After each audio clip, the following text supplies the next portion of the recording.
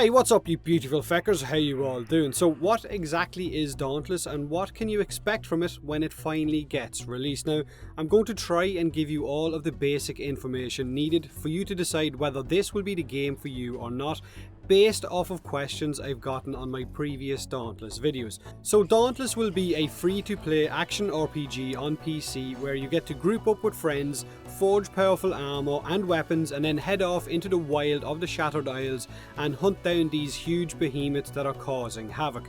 Hunting squads will consist of 4 players co-op, so you and 3 other friends or guildmates, because the game is going to have guilds in it as well. It sounds good, right? On screen now you're seeing what the game's minimum PC spec requirements are, and they don't seem very demanding at all. So hopefully you'll be able to jump straight into the game and play if you've met these requirements. Now the first bit of info is based off a question I've received a lot on my previous videos. Is Dauntless coming to console or will it be PC only?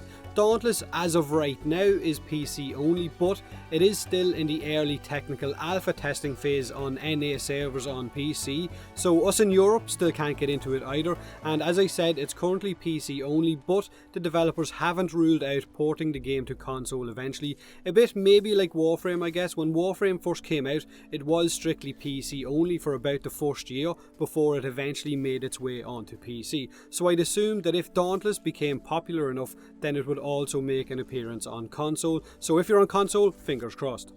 Now, will Dauntless be free to play or pay to win? The devs have said that they are completely against all aspects of pay to win or pay for power.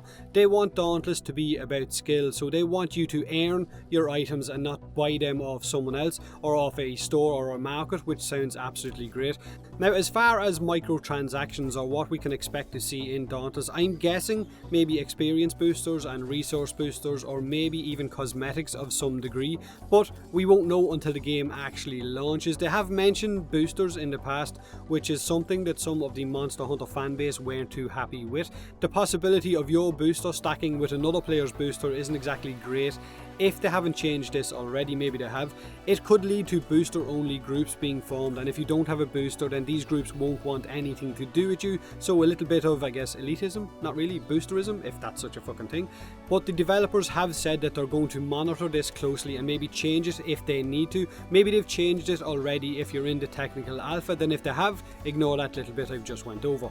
Now, will Dauntless be peer-to-peer or will it have dedicated servers? Thankfully, Dauntless will have dedicated servers and won't be peer-to-peer, so you can breathe a sigh of relief with that one, because the developers want your game experience to have the best quality possible, and peer-to-peer would definitely diminish this or affect your playing experience.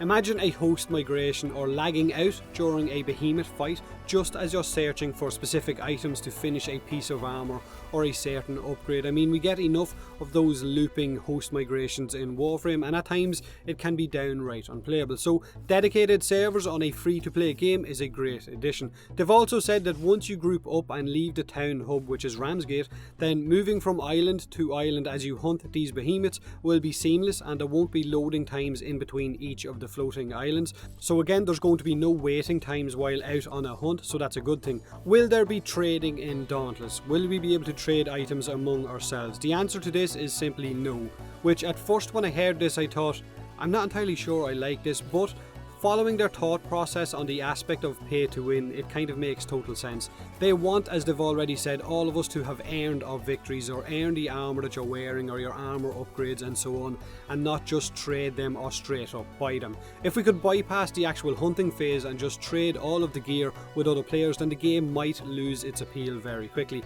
Imagine a new player jumping into Dauntless and getting geared straight off the bat from guild members or friends, and then having to group up with that player who doesn't know the behemoth fights or hasn't experienced it before. Then would you want to group up with them, or would you be as reluctant to group up with them? I don't think it would be the same. Now, the fact that there's not going to be trading in Dauntless, it means that when you see other players or they see you, then you will know that they have earned everything that they have equipped or that they are wearing, and they will know that what you've got equipped you have earned as well. But maybe you would prefer trading in Dauntless, then by all means let me know in the comment section below. or why you think it's a bad thing not having trading in game. Will there be PvP in Dauntless? Now on release, Dauntless won't have any PvP, but they're also not against the idea of having it in game, and I guess if enough players wanted it, then it could become a thing, a separate system that wouldn't affect the PvE aspect of the game. Now I'd personally like if we could test ourselves against other players in duels or in 2v2s or 3v3s.